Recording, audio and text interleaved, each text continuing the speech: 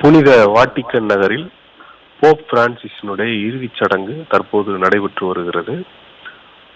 போப்பாண்டவர்களை பொறுத்தவரையில் ஒவ்வொருவருமே தனித்துவம் வாய்ந்தவர்கள்தான். ஒவ்வொரு போப்பாண்டவரினுடைய பதவி காலமும் அதற்குரிய தனித்துவத்தோடு தான் பார்க்கப்படுகிறது.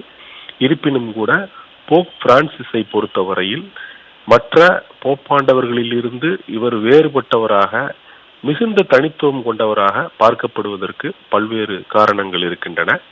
முதலில் போப் பதவி என்பது கத்தோலிக்க திருச்சபையினுடைய அது தலைமை பதவியாகும். உலகம் முழுவதும் வாழக்கூடிய கத்தோலிக்க கிறிஸ்தவர்களினுடைய தலைவராக அவர் பார்க்கப்படுகிறார். அது மட்டுமல்ல, வாட்டிக்கன் அரசு அது ஒரு நகர அரசாகும். வாட்டிக்கன் சிட்டி ஸ்டேட் என்று சொல்வார்கள்.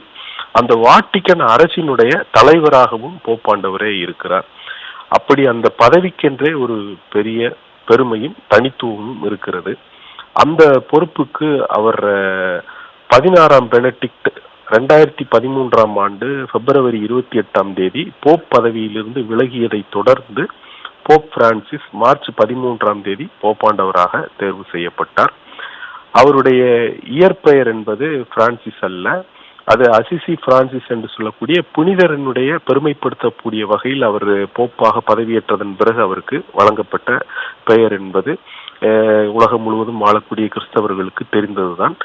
இருப்பினும் கூட அவர் மறைந்திருக்கக்கூடிய அவர் காலமான இந்த தருணத்தில் அவரது வரலாறு, அவரது பெருமைகள், ஏன் அவர் தனித்துவம் கொண்டவராக அறியப்படுகிறார் என்பதையெல்லாம் ஒருமுறை திரும்பி பார்ப்பது என்பது நமக்கு பயன் தரக்கூடிய ஒரு செய்தியாகவே இருக்கும் என்கிற வகையில் தான் நாம் அதை பார்த்து கொண்டிருக்கிறோம்.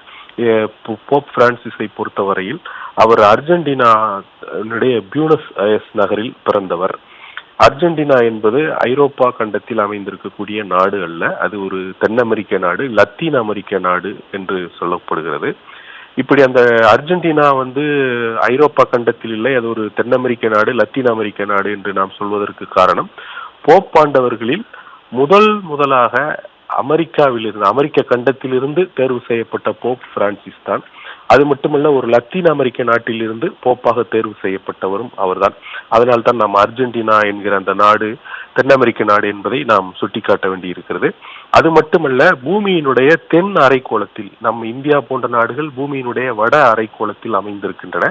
ஆனால் இந்த அர்ஜென்டினா நாடு பெருமளவிற்கு பூமியினுடைய தென் அரைக்கோளத்தில் அமைந்திருக்கிறது, சதர்ன் ஹெமிஸ்பியர் என்று சொல்வார்கள்.